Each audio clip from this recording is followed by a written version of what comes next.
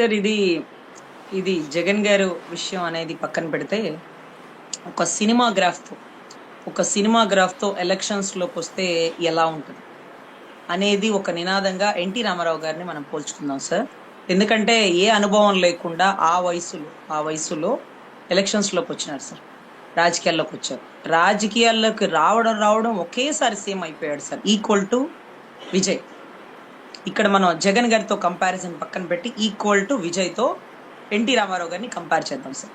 కానీ ఎన్టీ రామారావు గారు, విజయ్ గారు, జగన్ గారు వాడిన స్ట్రాటజీ ఏంటంటే శత్రువులు ఎంత పెద్దవాళ్ళైనా సరే వాళ్ళ సంఘీభావం తీసుకోకుండా సింగిల్ గా నిలబడాలి. ఇబ్బందులు వచ్చినా ఎదుర్కోవాలి అనే ఒక నినాదంతో వెళ్ళిన వాళ్ళు. ఈవెన్ దో జయలలిత గారు కూడా సింగిల్ గానే కదా సార్. జయలలిత గారు కానీ ఎస్. లేకపోతే ఇటు ఎన్టీ రామారావు గారు కానీ, విజయ్ గాని, జగన్ గారు కానీ, what ever it may Vijay గారు కానీ. సో ఇటువంటి పరిస్థితుల్లో ఎన్టీ రామారావు గారు పార్టీ పెట్టినప్పుడు అంత గొప్ప కాంగ్రెస్ ని ఢీ అంటే ఢీ కొట్టారు, కరెక్ట్. కానీ ఎక్కడ కూడా వాళ్ళతో వీళ్ళతో ఇవంతా కూడా కమిట్మెంట్స్ లేవు సార్. కానీ ఎప్పుడైతే ఎన్టీ రామారావు గారు చనిపోయారో లేకపోతే ఆయన్ని పార్టీ నుంచి పక్కన పెట్టేసినారో అదే కాంగ్రెస్ తో వీళ్ళు సపోర్ట్ గా వెళ్ళడం, ఒక ట్రిప్ బీజేపీతో వెళ్ళడం, ఒక ట్రిప్ అలా వెళ్ళడం, ఇలా వెళ్ళడం, అలా అలా ఇలా అని ఆ ఏదైతే ఎన్టీ రామారావు గారి సిద్ధాంతాలన్నీ తుంగలో దొక్కి ఈయన సొంత సిద్ధాంతాలు ఇంప్లిమెంట్ చేశారు. దానివల్ల ఇతని గెలుపుకు అవసరమైతే ఒక వ్యక్తిని వాడుకుంటారు, గెలిపించిన తర్వాత ఆ వ్యక్తిని పక్కన పడేస్తారు. అది సెంట్రల్ లో బీజేపీని రాళ్లేసి కొట్టించడం, లేకపోతే పవన్ గారి సపోర్ట్ తీసుకోవడం, మళ్ళీ అదే పవన్ గారిని బయటికి పంపించి నెత్తిన రూపాయికి పెడితే పావలా కూడా చల్లడు, మా అంత చదువు ఉందా, అసలు ఏముంది అతనికి అని ఒక వ్యంగ్యపరచడం, తన కుటుంబాన్ని రోడ్డుకు లాగడం, ఇవన్నీ ఈక్వేషన్స్ చూసినాం. ఈ రోజు విజయ్ గారు వాడిన స్ట్రాటజీ, ఎన్టీ రామారావు గారు వాడిన స్ట్రాటజీ ఏదైతే ఉందో అదే మాదిరిగా జగన్ గారు వాడినటువంటి స్ట్రాటజీ. ఎన్టీ రామారావు గారు ఉన్నప్పుడు శత్రువు ఒక కాంగ్రెసే ఉండేది. కానీ ఎప్పుడైతే జగన్ గారి టైంలో శత్రువులు అంటే వివిధ పార్టీల వారు, అంటే ఫర్ సపోజ్ జనసేన, సెంట్రల్, టీడీపీనో, కాంగ్రెస్ ఇలా ఎంతమంది వచ్చినా అతను సింగిల్ గా ఫేస్ అయ్యాడు. 16 నెలలు జైల్లో ఉన్నాక జగన్ అనేవాడు వణికిపోతాడు, బీజేపీతో కలిపేస్తాడు. లేకపోతే జగన్ అనేవాడు వణికిపోతాడు, రాజకీయాలు చేయడు. లేకపోతే జగన్ అనేవాడు వణికిపోతాడు, 2 అడుగులు తగ్గి వెనక్కి వెళ్తాడు. ఈ ఈక్వేషన్స్ అన్ని దెబ్బ కొడుతూ ఇంకా బలంగా పుంజుకొని బయటకు వచ్చి తన అభ్యర్థులు ఎవరినో జైల్లో ఉండగా ఎంపిక చేసుకొని ఎలక్షన్ చేసి ప్రతిపక్ష పాత్రని పోషించి మళ్ళీ ఎలక్షన్ చేసి మళ్ళీ సింగిల్ గానే వచ్చి ఈసారి అప్పుడు సపోర్ట్ చేసినటువంటి తల్లి చెల్లి సహాయం కూడా లేకుండా ఒకానొక టైంలో ప్రభుత్వాన్ని కూడా ఫామ్ చేసేసినాడు చూడండి. అందుకనే ఒక్కొక్క టైంలో విజయ్ గారు జగన్ గారి ఫోటోని చూపించినారు. అంటే దాని అర్థం జగన్ గారి ఫోటో ఎందుకు చూపించినారు అంటే అక్కడ ఉన్న అభిమానులు అనుకుంటారు, చెప్తున్నాడు రా, నన్ను ఎంత ఇబ్బంది పెట్టినా, నన్ను ఎన్నిసార్లు జైల్లో పెట్టినా, నన్ను ఎంత అవమానపరిచినా, నా నుంచి నా కుటుంబాన్ని దూరం చేసినా, నేను సింగిల్ జంగిల్లో సింహం ఒక్కటే సింగిల్ గా వెళ్ళిద్ది, మిగతా జంతువులు అన్ని గుంపులుగా వెళ్తాయి. కానీ ఏదో ఒక రోజు king of the jungle line ఒక్కటే అవుతుంది. అంటే ఒక సింగిల్ అనే వ్యక్తి ఎప్పటికైనా ఒక కింగ్ అవుతాడు. King of the jungle single గా ఉండే సింహం, సింగిల్ గా ఉండే లైన్ తో. ఆ కంపారిజన్ చూడండి. ఒంటరిగా ఉంటే నువ్వెలా సింహం అవుతావు, నువ్వెలా గెలవగలుగుతావు? అబ్బా నిలబడతాను, తలబడతాను, ఏదో ఒక రోజు నేను అనుకున్న లక్ష్యాన్ని సాధిస్తాను. కానీ మీరు గమనిస్తే విజయ్ గారిని ఓపెన్ గా మనం మాట్లాడుకుంటే కాంగ్రెస్ పార్టీ కలుపుకోవడానికి ఎంతో ప్రయత్నించింది. ఇక బీజేపీ అయితే పెద్ద ప్రముఖుల్ని కూడా పంపించి మాతో కలిసి ప్రయాణం చేయి, మా ఉనికి కూడా ఉంటుంది నీతో, లేకపోతే నీ గెలుపుకి కారణం అవుతాం మేము అంటూ సమీకరణాలు తీసుకుందాం. తగ్గవా అంటూ తన కుటుంబాల్లో విషయాలని హైలైటెడ్ చేసినారు. అది ఓకే, మనలో బలం ఉంటే కుటుంబ విషయాలు అవన్నీ రాజకీయాలకి ఏమీ ఇబ్బంది ఉండదు. అదే మాదిరిగా 40 మంది ఈ మధ్య ఆయన మీటింగ్ పెట్టినప్పుడు చనిపోయారు చూడండి. ఆ 40 మంది చనిపోయినప్పుడు జగన్ గారి మీద ఎలా అయితే వాళ్ళు ఎలిగేషన్స్ వేసినారో అదే మాదిరిగా విజయ్ గారి మీద కేసులు నమోదు చేశారు. అతని చావుకి, వాళ్ళందరి చావుకి ఇతనే కారణం అంటూ ఇతన్ని ఎలా అయితే కోర్టు చుట్టూ తిప్పి ఇబ్బంది పెట్టాలని ప్రయత్నించినారు.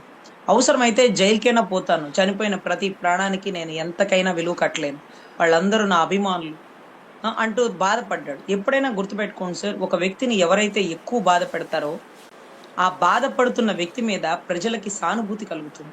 అది ఎవరైనా కానీ.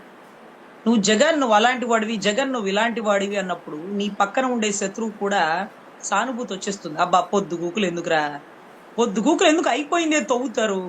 తల్లి చెల్లి ఏ కుటుంబాల్లో ఉండవు గొడవలు, ఇంకా తప్ప ఏమీ లేదు అతని దగ్గర అని స్వయాన స్వయాన ప్రభుత్వంలో ఉన్నటువంటి కొంతమంది కీలకమైన నాయకులే జగన్ గారి గురించి మాట్లాడుకుంటున్న సందర్భాలు ఓపెన్ గా, అసెంబ్లీ సాక్షిగా, ప్రజల సాక్షిగా, ప్రజా ప్రతినిధుల సాక్షిగా. ఎందుకే పొద్దుగూకులు తల్లి చెల్లి కోడలు ఈ గాక ఇవ్వలేవా అనే పరిస్థితికి వచ్చేసినారు. నువ్వు అవతల వ్యక్తిని ఇబ్బంది పెడుతున్నావు అనుకుంటే అవతల వ్యక్తి ఏముంటున్నాడు? నేను రాజకీయం చేయాలనుకుంటే ఎన్ని విషయాలు చేయగలను చంద్రబాబు గారు, ఏ కుటుంబంలో ఉండవు తల్లి చెల్లి ఇబ్బందులు. ఇవన్నీ మాట్లాడుతున్న ప్రతిసారి ఆ వ్యక్తి స్థాయిని మనమే పెంచుతున్నాం.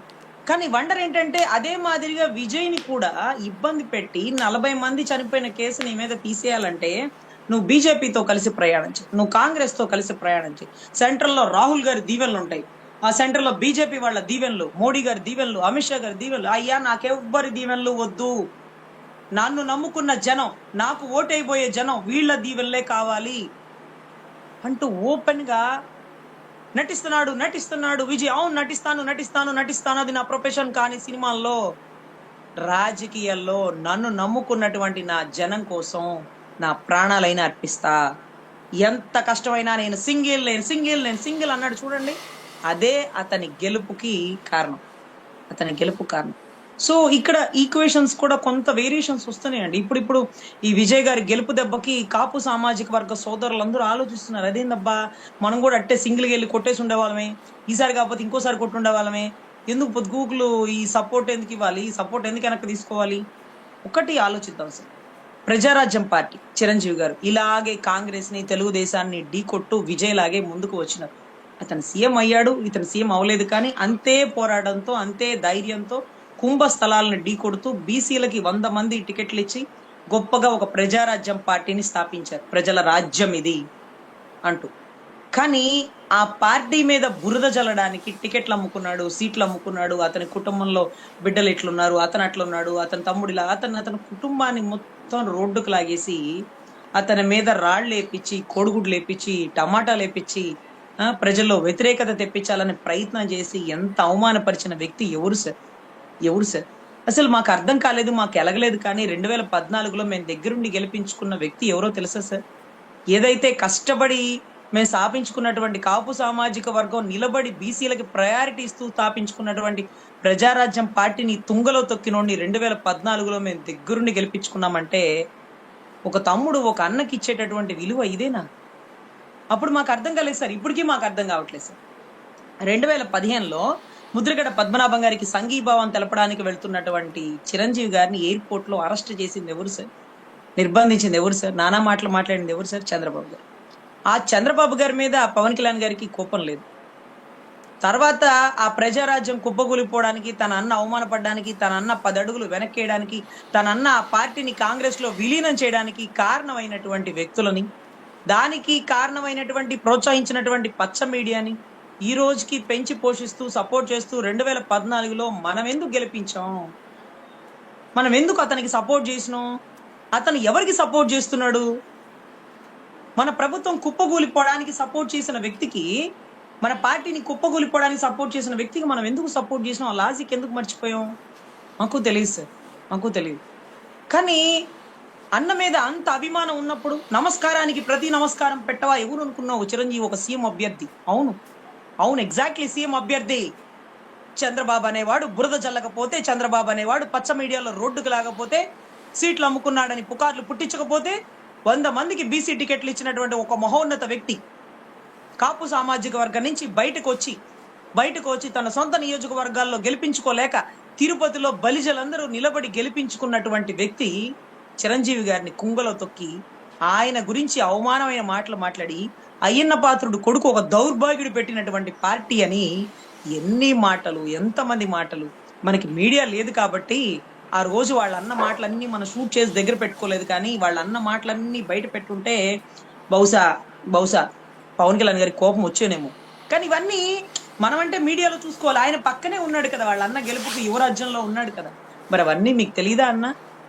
ఈరోజు నమస్కారానికి ప్రతి నమస్కారం పెట్టలేదు అన్న వ్యక్తి నీ అన్నని నీ వదిని ఇంటికి పిలిపించి భోజనం పెట్టి అన్నా అన్నా మీ బ్లెస్సింగ్స్ మీ దీవెనలు నాతో ఉండాలన్నా అన్నాడే కానీ నువ్వు నాకు ప్రచారం చేయమల్లా, నా వైపు ఒక్క మాట ఫేవర్ గా మాట్లాడమని చెప్పలా, నా తమ్ముడు లాంటి వ్యక్తి జగను అని ఒక్క స్టేట్మెంట్ కూడా ఇవ్వమనకుండా ఆయన అడిగింది చేసి పెట్టి నీ దీవెనలు ఉంచు చాలు అంతే, నువ్వు వెళ్ళు, నీకేది కావాలంటే అది పేరుని నాన్న చేసి పెడతాడన్నా, భలేవాడివే, నువ్వు చెప్పేదేంటి, వెళ్ళనా, ఎట్లా కావాలంటే అట్లా చేస్తారు అన్నటువంటి వ్యక్తి జగన్ గారు. ఇది ఒక్కసారి కనుక్కోకూడదు?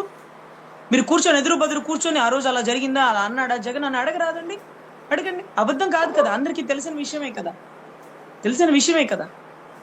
సో ఇటువంటి పరిస్థితుల్లో అవతల వ్యక్తి మీద బురద జల్లాలి అంటే, నా అన్నని అంటావా జగన్ అంటే, నీ అన్నను అవమానించిన వాడు చంద్రబాబు, నీ అన్నని నిర్బంధించి అరెస్టు చేయడానికి వచ్చిన వ్యక్తి రాజమండ్రి సెంట్రల్ అంటే రాజమండ్రి ఎయిర్పోర్ట్ దగ్గర అరెస్ట్ చేయడానికి వచ్చినటువంటి వ్యక్తి చంద్రబాబు గారు అండ్ టీం.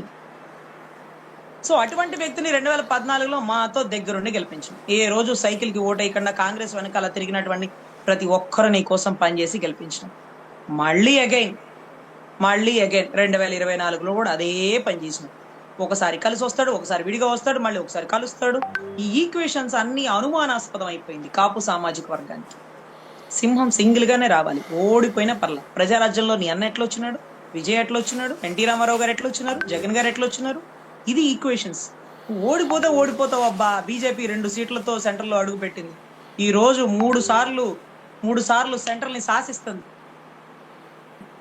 ఎట్లయినా పర్లా, ఈక్వేషన్స్ స్టార్టింగే మొదటి అడుగే తప్పటడుగా కాకుండా గొప్పగా ఉంటే దాని విజయం ఎలా ఉంటుందంటే విజయ్ గారి గెలుపులాగా ఉంటుంది. ఈ రోజు జగన్ గారి ఫోటో ఆయన చూపిస్తూ 40 మంది అరెస్ట్ అయ్యారు కదా, అంటే 40 మంది చనిపోయారు కదా అని నన్ను అరెస్ట్ చేద్దాం అనుకున్నటువంటి నా ప్రత్యర్థులకి, నన్ను అరెస్ట్ చేస్తే నేను సిద్ధంగా ఉన్నా. తెలిసి జరిగినా తెలియక జరిగినా నా ఆధ్వర్యంలో జరిగిన తప్పుగా నేను భావిస్తున్నా. కానీ అప్పుడున్న ప్రభుత్వం ఎందుకు లాండ్ ఆర్డర్ ని పరిరక్షించలేకపోయింది? అంతమంది చావుకు కారణమైంది అంటే అక్కడ లాండ్ ఆర్డర్ ఫెయిల్యూర్ అయినట్టే కదా. అయినా సరే మీ తప్పుకు కూడా నేనే శిక్ష అనుభవిస్తా, ఎందుకంటే చనిపోయింది నా మనుషులు కాబట్టి, నా అభిమానులు కాబట్టి నేను జైల్లో ఉండడానికి సిద్ధంగా ఉన్నాను అంటూ సెంట్రల్ ఎన్ని ఇబ్బందులు పెట్టినా, అక్కడ ఉన్న ప్రభుత్వం ఎంత ఇబ్బందులు పాలు చేసి ఐటీ సోదాలంటూ ఎంత ముందుకు తీసుకెళ్లా, తన తప్పుని తానే ఒప్పుకుంటూ తను చేయని తప్పు కూడా తన శిక్ష అనుభవిస్తున్నానన్నటువంటి వ్యక్తిని ప్రజల మనసును గెలుచుకున్నాడు సార్. చనిపోయిన 40 కుటుంబాల వాళ్ళందరూ కూడా వచ్చి విజయ్ గారి గెలుపుకు కారణమవుతూ ఈ చనిపోయిన వాడి ఆఖరి కోరిక మిమ్మల్ని సీఎంగా చూడాలని అంటూ, రే నువ్వు రాళ్లేసి కొడితే ఆ రాళ్లతో ఇళ్లు కట్టినటువంటి వ్యవస్థ చూసినారా? ఆ రాళ్లతో ఇళ్లు కట్టినాడు, నువ్వు విసిరేసిన రాళ్లు ఎన్ని వేయి తన చుట్టూ ఒక ప్రహరీ గోడగా అలమర్చుకున్నాడు.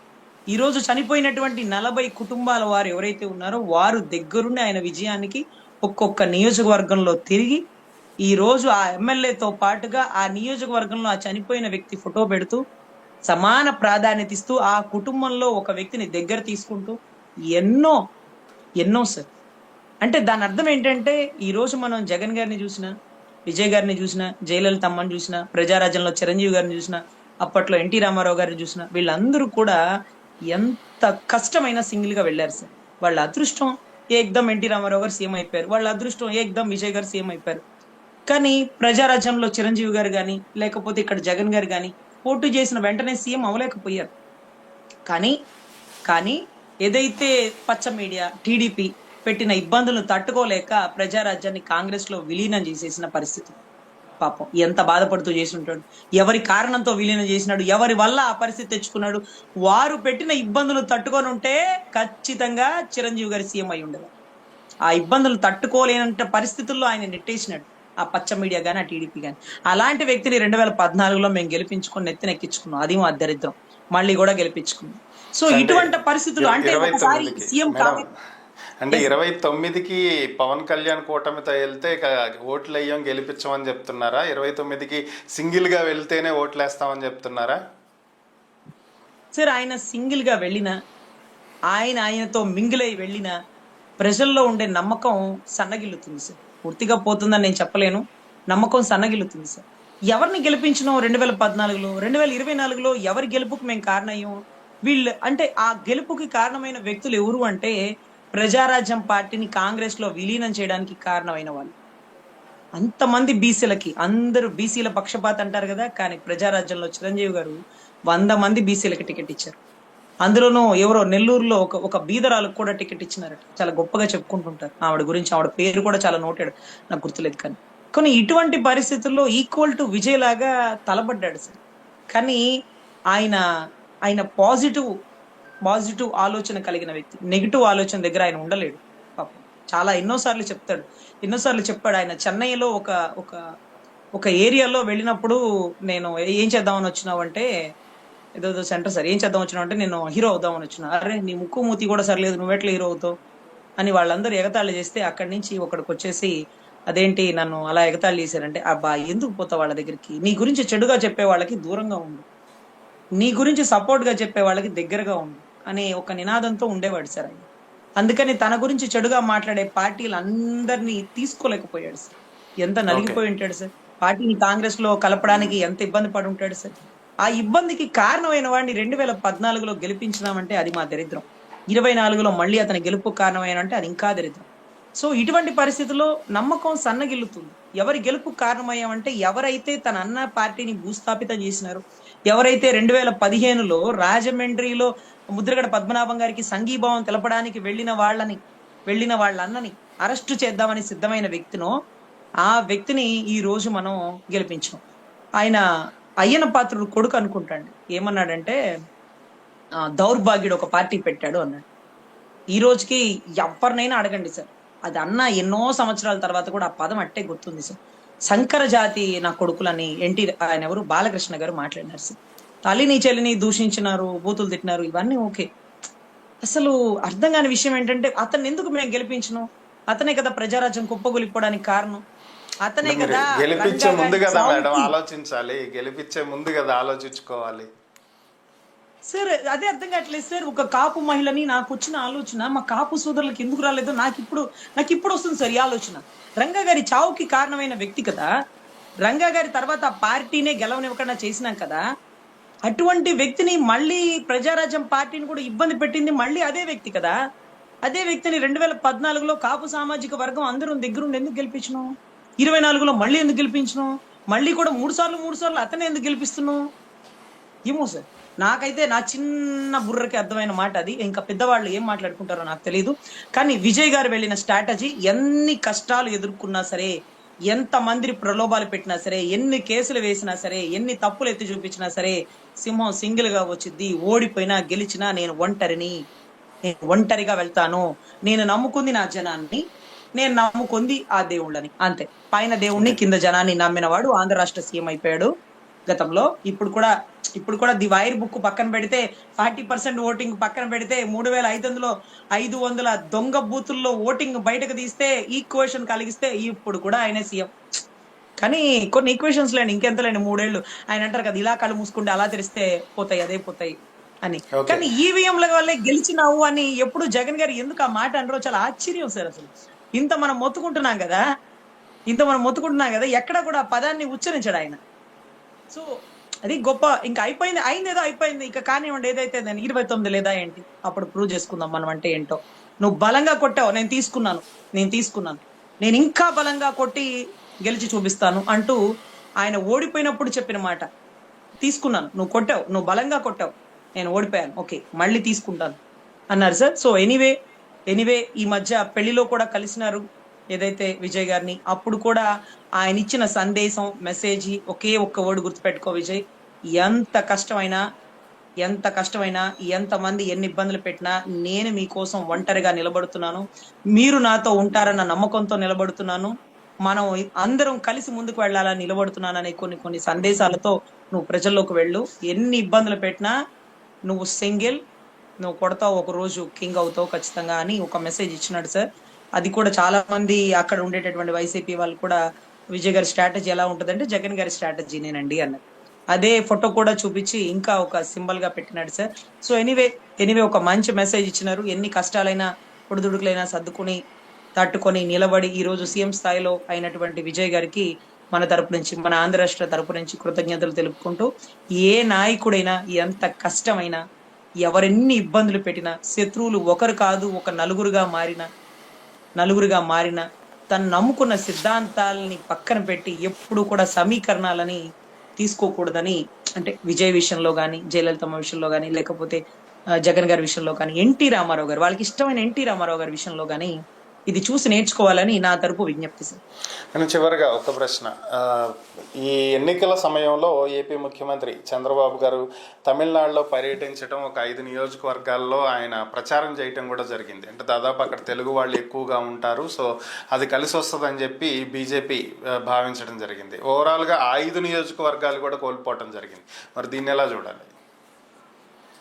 సార్, ఆయన వెళ్ళిన దగ్గర విజయ్ గారి గురించి మాట్లాడమంటే లేదులేండి, యువ నాయకుడు కదా, ఏదో నో కామెంట్ అనే అక్కడక్కడ చెప్పినారు, కానీ ఎక్కడ ఆయన గురించి విరుద్ధంగా ప్రస్తావించలేదు. ఎందుకంటే ఆయన చూస్తే జగన్ చూసినట్టే అనిపించుంటది చంద్రబాబు గారికి. మళ్ళీ పోయి విజయ్ ఎందుకు కదిలించుకోవడం, ఆంధ్ర రాష్ట్రంలో జగన్ ని కదిలించుకున్నట్టుగా అనుకుని ఉంటారేమో. సరే, ఎనీవే అక్కడ ఆయన పడిన తిప్పలు, అదే రోజు ఆయన పుట్టినరోజు అండి, కానీ తప్పలేదు. సెంట్రల్ విజిలేస్తే పరిగెట్టాల్సిన పరిస్థితిలో ఆయన అక్కడికి వెళ్లి ప్రచారం చేసి, పొద్దున వాళ్ళ మిసెస్ కేక్ కట్ చేసి, సాయంత్రం వెళ్ళి ఎండలకి అక్కడ ప్రచారం చేసి బీజేపీని గెలిపించండి, బీజేపీ లేదే ఏదీ లేదు, బీజేపీ ఒక హైందవ ధర్మం, ఇవన్నీ కూడా చెప్పుకుంటూ వచ్చారు సార్. అక్కడ కూడా ఆయన విజను విస్తరాకులు కట్ట అని తమిళనాడు వాళ్ళకి సలహా సూచనలు ఇచ్చినారు సార్. గెలుపుకి ఏమన్నా చెప్పాలి కానీ ముందు గెలిచాక చేయాల్సిన పనులను గెలవక ముందే ఒక విజన్ అంటే ఎలా ఉండాలి, విజన్ ఉంటే చాలు, భూమి అక్కర్లేదు అన్నాడు. మరి తీసుకున్న 54,000 ఎకరాలు కాకుండా ఇంకా భూమి తీసుకుంటే మరి విజను విస్తరాకులు కట్ట ఏమైపోయింది? ముందు ఇవన్నీ డెవలప్ చేసి కదా అడగాలి. అక్కడ కూడా ఒక జర్నలిస్ట్ అడిగారు సార్, మాకు చెన్నైని డెవలప్ చేయడానికి మాకు ఇక్కడ రాజధాని కాన్స్టిట్యున్సీలో సరైన భూమి లేదు, ఎక్కువ భూమి లేదంటే, భూమి ఎందుకు రాజధాని డెవలప్ చేయడానికి?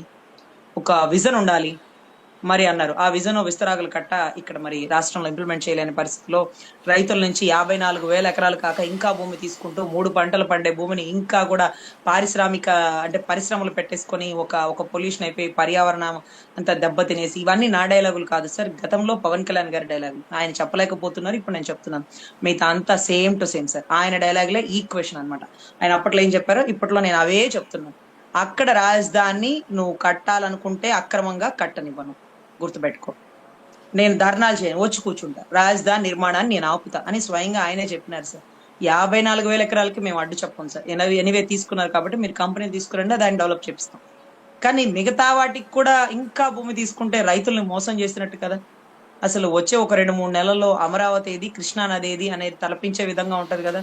అసలు ఆ నీళ్లు తోవి లేకపోతే నీళ్లు సమీకరించి కృష్ణానదిలో కలపడానికి కొన్ని వేల కోట్లు ఖర్చు అయ్యేలాగా ఉన్నాయి కదా. అయినా పార్లమెంట్ భవనానికి, ఢిల్లీలో ఉండే పార్లమెంట్ భవనానికే 960 కోట్లు, 2 సంవత్సరాల్లో కట్టినటువంటి తెలంగాణ అసెంబ్లీ భవనానికి 650 కోట్లు. కానీ మన రాష్ట్రంలో కట్టబోయే అసెంబ్లీకి అద్దాలకి 2,500 కోట్లు.